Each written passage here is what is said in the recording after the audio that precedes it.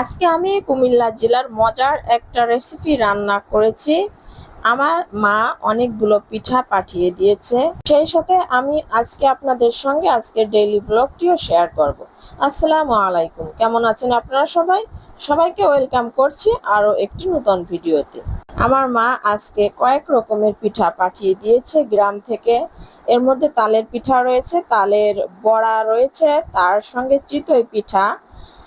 আর এই পিঠাগুলো হচ্ছে সিজনাল পিঠা। এখন তো তালের সিজন, আসলে ঢাকাতে তালের পিঠা এভাবে বানানো হয় না, আর গ্রামের মতো এই স্বাদের পিঠাগুলো খাওয়া হয় না। যাই হোক, মা পাঠিয়ে দিয়েছে। মায়ের মন তো কত কিছুই চায়, মেয়েদেরকে এটা খাওয়াবে ওটা খাওয়াবে। চিতই পিঠা আসলে গ্যাসের চুলায় অতটা সুন্দর হয় না, সফট হয় না। তো চিতই পিঠাও মাঝে মাঝে মা এভাবে বানিয়ে পাঠিয়ে দেয়। তো এগুলো ফ্রিজে রেখে তারপরে গরম করে খাওয়া যায় আর কি। তারপর আমি অনেকগুলো শুকনো মরিচ ছিল, তো সেগুলো আমি ব্লেন্ড করে নিয়েছি। আর মরিচগুলোর বিচিগুলো একটু গোটা গোটা রয়ে গেছে। তারপর আসলে বাটা মশলার রান্না তো আসলে অনেক মজা হয়, যেহেতু দেখলাম মরিচগুলো নষ্ট হয়ে যাবে, তো ব্লেন্ড করে ফেললাম। তো অনেক দিন খাওয়া যাবে এই আর কি। আর বাটা মশলা দিয়ে রান্না সবারই পছন্দ। আর গ্রামে সব ধরনের মশলা বেটে রান্না করে সে তরকারি আসলে আমরা বাসায় যেটা রান্না করি সেটার থেকেও অনেক মজার হয়।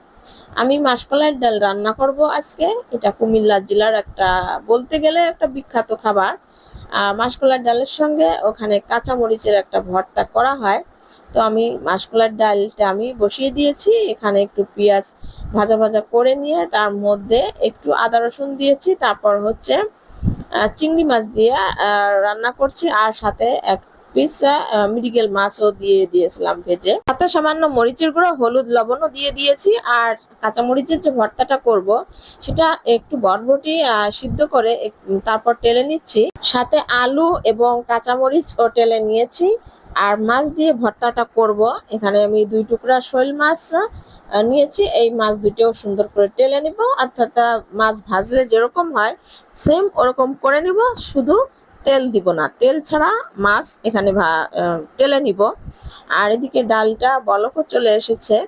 আর এই ডালগুলো একটু বেশি করে পানি দিতে হয়, তারপর লো হিটে আস্তে আস্তে রান্না করে নিতে হবে। আমিও সেম গ্যাসের আঁচটা একটু কমিয়ে দিয়েছি। তারপর এখানে বরবটি আলু সব টেলেও নেওয়া হয়ে গেছে। আমি ফাঁকে ভর্তাটাও করে নিব। আর ডাল রান্না হতে হতে আমি ভর্তাও করে নিব। এই ডালটা রান্না করার সময় এত সুন্দর একটা স্মেল আসে, আসলে বলার মতো নয়।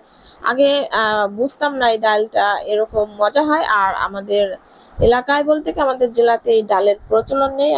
এই ডালটা খাইনি বললে চলে। বিয়ের পর শ্বশুরবাড়িতে এই ডালটা খাওয়া শিখেছি এবং ওখান থেকেই রান্নাটাও শিখেছি। আর যেমনটাই শিখেছি আমি নিজের মতো করে এখন আমি ডালটা রান্নার চেষ্টা করি যাতে আর একটু মজা হয়। তো ডাল রান্না শেষে আমি ধনিয়া পাতা দিয়ে তারপর ডাল রান্নাটা নামিয়ে নেব। আর এদিক দিয়ে আমি ভর্তাও করে নেব। সব বরবটি এবং আলু আগে একটু বেটে নিয়েছি, কাঁচামরিচও বেটে নিয়েছি। আর এখানে মাছগুলো কাটা ছাড়িয়ে নিয়েছিলাম। এই যে ভর্তাটা এখন বেশি করে পেঁয়াজ দিয়ে আমি ভর্তা করে নিব। সুপ্রিয় দর্শক, আজকের ভিডিওটি কেমন লাগলো কমেন্ট করে জানাবেন। আজ বিদায় নিচ্ছি, ভালো থাকবেন, আল্লাহ হাফেজ।